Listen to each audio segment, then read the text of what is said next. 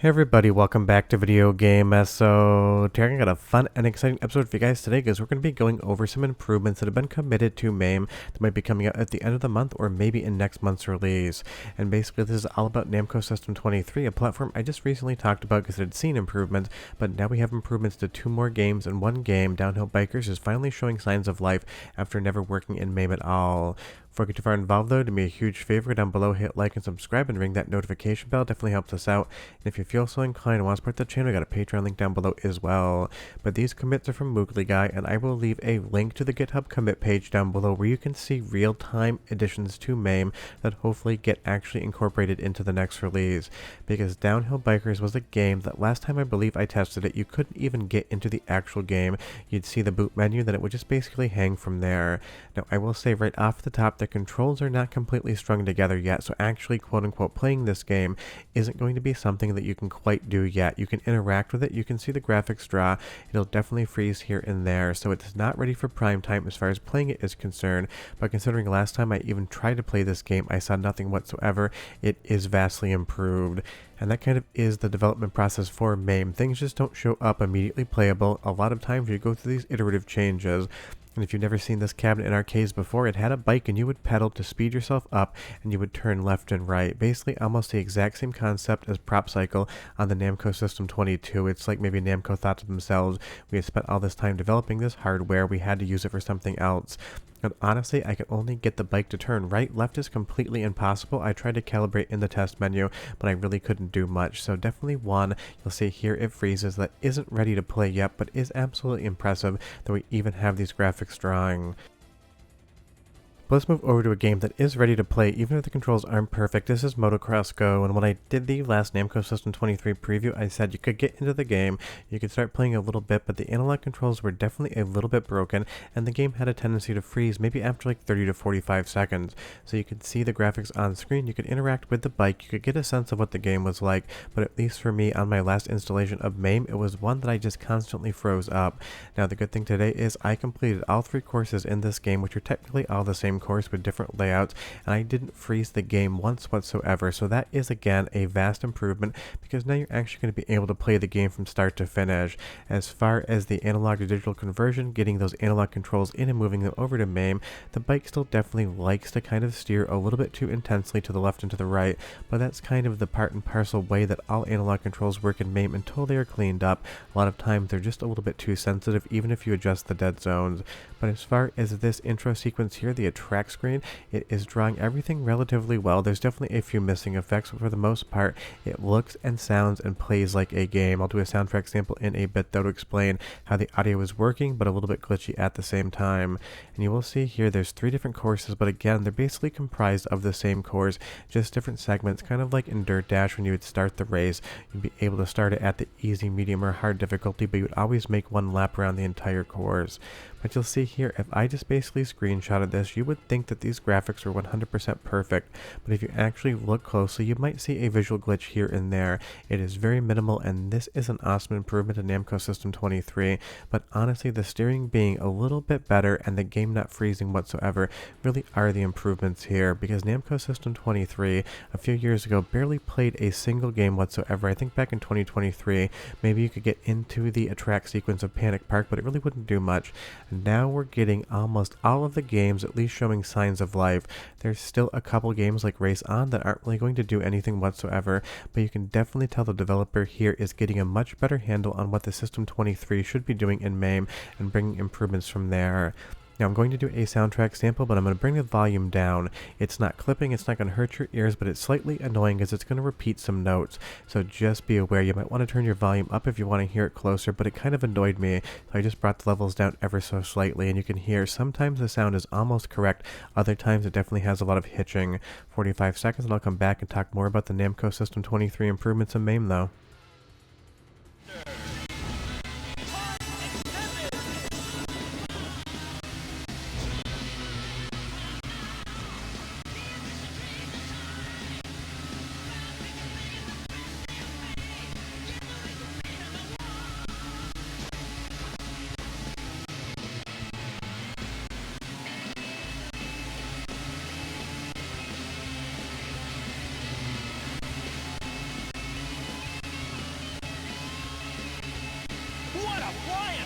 and no footer.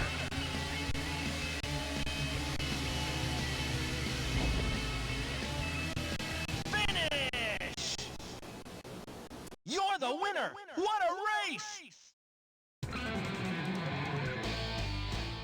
So it's really interesting on the soundtrack there. The actual underlying music seems to like to hitch, but some of the sound effects as well as the announcer and that little sound sample when you got game over, they do sound correct. So obviously on the sound emulation front for Namco System 23, at least in Motocross Go, definitely some work still to be done.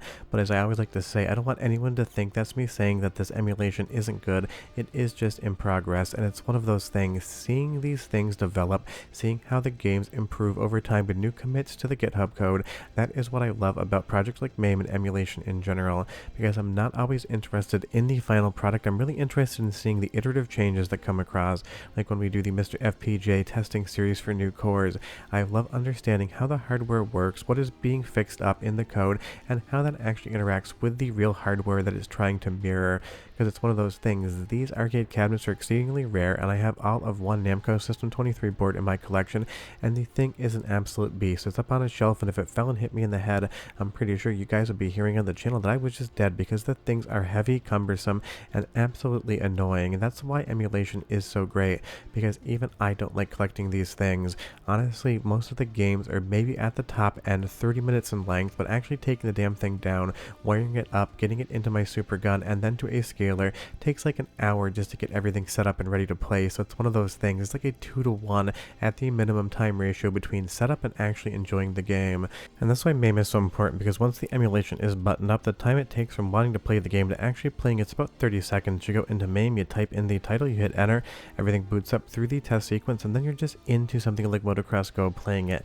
And that makes a fundamentally huge difference, because once stuff like System 23 emulates perfectly in MAME, I highly imagine I will probably sell that arcade board on, because at this point in time, most of my collection are just boards that do not emulate well or at all in MAME, because I want to be able to play the original experience, and I do love that mid-90s so late 90s bespoke custom silicon as far as arcade boards are concerned.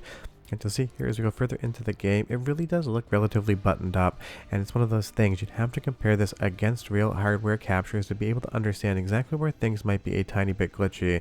You'll see there that screen in the background, even that looks pretty good, even though it definitely has a couple weird things going on.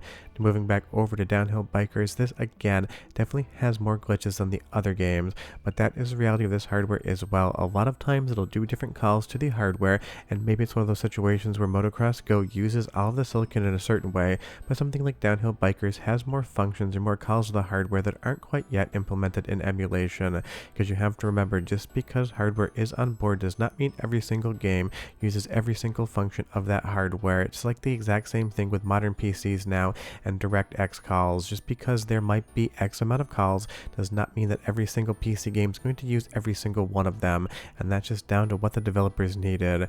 Now of course without the controls it's going to be a little bit hard to play, but you'll see here again froze it up one more time, so it definitely isn't ready to play, but it is still hyper impressive that it even does this for the most part. I've never actually seen this game in motion on MAME, but now today you can at least see it drawing graphics. And that just is exciting, because Namco System 23 hardware is quite complex, but it seems like it's getting very far along, and it's one of those things. This was Namco's last custom board before they started moving over to stuff like the Namco System 246, which is just a PlayStation 2 in a box with additional hardware and encryption. And this is basically the end of the line for Namco developing in conjunction with partners their own custom 3D hardware, and going through all of the System 22 games and others. I feel like once this is buttoned up, I don't think there would be a custom Namco game on 3D hardware that didn't work well enough in MAME to be able to play it and enjoy it. Not only from a fun standpoint, from a preservation standpoint, that is going to be an absolutely massive milestone when it happens. Because if you think about it this way, even on the Sega front, Sega Model 1 emulation definitely needs a little bit of work. Model 2 is coming along nicely, and for Model 3 we have Super Model, which is incredible, but it's kind of fun just to see the race pun very much intended, because we're watching Motocross Go between stuff like Namco custom hardware and Sega custom hardware, and which company is going to have all of their games emulated perfectly first. Leave me a comment down below and you tell me, did you ever play Downhill Bikers or Motocross Go in arcades? I would be curious. I've definitely played Motocross Go, but I've never seen a Downhill Bikers cabinet in real life. But we are done. Go check this out if you want to. Hopefully it incorporates into MAME at the end of the month, and I'll see you guys next time. Bye-bye.